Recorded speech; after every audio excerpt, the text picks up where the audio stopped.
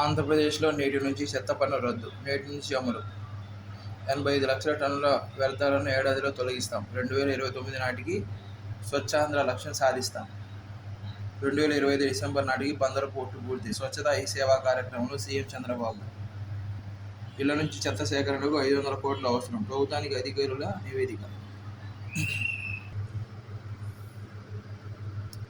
Israel నిఘా సంస్థ Mossad ప్రధాన కార్యాలయం లక్ష్యంగా ఇరాన్ భారీగా క్షిపణులు ప్రయోగించింది. ఈ దాడుల్లో కార్యాలయం సమీపంలో భారీ గుంత ఏర్పడింది.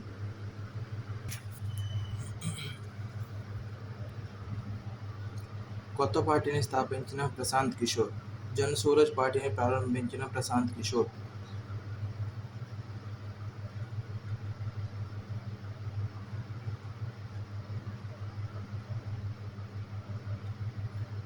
ఇండియన్ ఫారిన్ సర్వీస్ మాజీ అధికారి మనోజ్ భారతిని కార్యనిర్వాహక అధ్యక్షుడిగా ప్రకటించారు. కంబోడియా ఉచ్చు నుంచి 60 మంది భారతీయుల విముక్తి. కంబోడియాలో స్కామ్ కార్యకలాపాల్లో చిక్కుకున్న 60 మంది భారతీయులకు విముక్తి లభించింది. వేరే ఉద్యోగాల కోసం వెళ్లి ఏజెంట్ల చేతికి చిక్కి వీరిని మే 20న కంబోడియాలోని జిన్బే 4 అనే ప్రాంతం నుంచి రక్షించారు. వీరిని క్షేమంగా మాతృదేశానికి తిరిగి పంపించే విషయాన్ని భారత దౌత్య కార్యాలయ అధికారులు కంబోడియా అధికారులతో చర్చించారు. హెచ్ఐవి ఔషధంపై గిలీడ్ సైన్సెస్తో డాక్టర్ రెడ్డిక్స్ హెటెరో ఒప్పందం.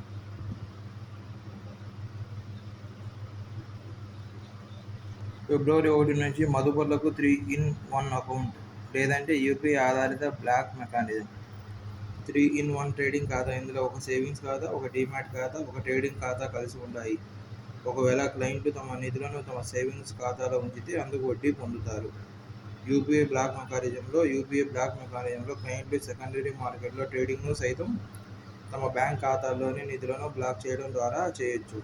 బ్రోకర్లు ట్రేడింగ్ సభ్యుడికి నిధులను బదిలీ చేయాల్సిన అవసరం రాదు. ఈ విధానాన్ని 2019 జనవరి నుంచి ఐపీఓలకు అమలు చేస్తున్నారు.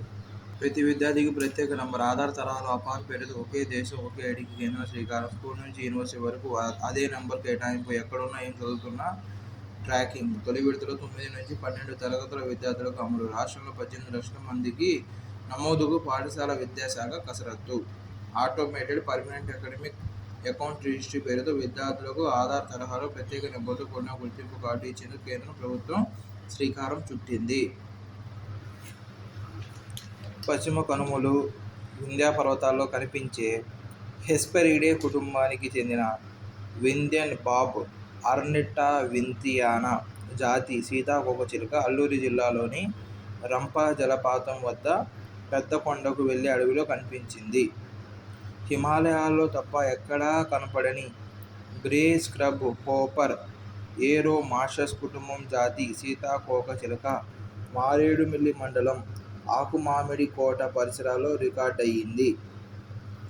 అద్భుతమైన రంగులతో వస్త్రాలపై లేసులు అల్లినట్లు కనిపించే లెపర్డ్ లేస్ వింగ్ సెలోసియా సైనా జాతి సీతాకోకచిలుక మారేడుమిల్లి మండలం బోడులూరులో కనిపించింది. ఈ మూడింటిని wild life photographer Jimmy Carter నమోదు చేశాడు.